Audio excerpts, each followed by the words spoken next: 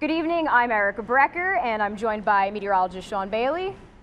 Good evening, everyone. And this is WETM 18 News at 6. Some of you were or are still without power since about 1:30 this afternoon due to an electrical outage that affected downtown Elmira. The problem also left our station without power and knocked our signal off the air until recently, which is why we are bringing to you this alternate and shortened version of 18 News at 6 tonight.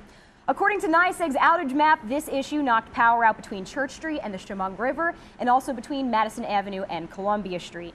Clay Ellis, who's corporate manager for communications at NYSEG, he says the company still isn't exactly sure what happened, though crews believe something happened with the electrical system that runs underground, and well, that's why we're doing this here. We just want to bring you the top stories tonight, tell you what's going on, and hopefully everything will get sorted out this evening. Yeah, hopefully.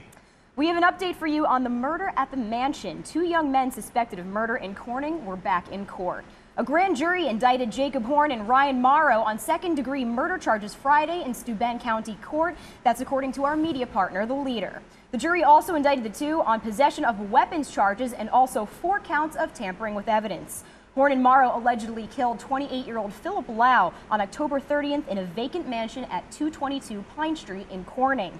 Corning City Police found Lau's body in a kitchen cupboard on November 2nd. The next step is arraignment, though that has not yet been scheduled. And more bath salts in the northern tier this weekend. 15 people in total are arrested for distributing bath salts in 2 separate incidents in the northern tier. 9 of those people face federal charges for distributing bath salts in the Bradford County area. They face 20 years in prison and all have pleaded not guilty. 6 others were arrested by Pennsylvania State Police earlier this week.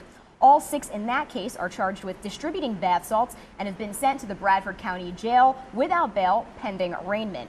When we're back up running completely, we'll list the names of those charged later tonight on mytwintiers.com, and we'll have all the articles and everything up to date there, including what's going on with the electrical outage that affected downtown Elmira later tonight. I'm going to turn it over now to meteorologist Sean Bailey, who's got a look at our weather this weekend, and it is definitely wet outside. Yeah, we've been seeing those showers pretty much all weekend so far. We're going to continue to see that be the case throughout the rest of the weekend as well. Let's take a look at satellite and radar. Really nothing but green across the Twin Tiers earlier today. We also got the benefit of some warmth too. High temperatures were right around the mid-50s today. Right now we're at 52 degrees in Corning and Elmira, 49 though in Elkland and Wellsboro, 48 over in Mansfield, 47 across Spencer and Waverly right now. We do have a flood watch that is in effect now, or well, at 7 p.m. tonight through 7 p.m. tomorrow for pretty much everyone in the Twin Tiers. We're expecting about 1 to 2 inches of additional rain, the heaviest going to be falling during the overnight hours tonight and into tomorrow morning. But let's take a look at your hour-by-hour forecast.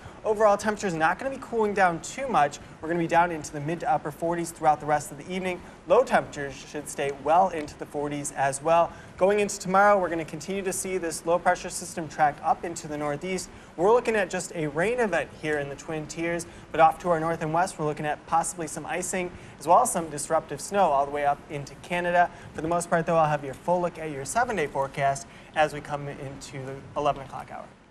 All right, so staying wet for now. You'll have more later tonight. Yep. We're joined now by sports anchor Chuck Brame, who's going to tell us what he covered today and what you can look for in our sports highlights tonight. That's right. Coming up at 11, we have a Mansfield University basketball doubleheader, plus the Elmira Jackals are on the road in Cincinnati looking to get back into the win column.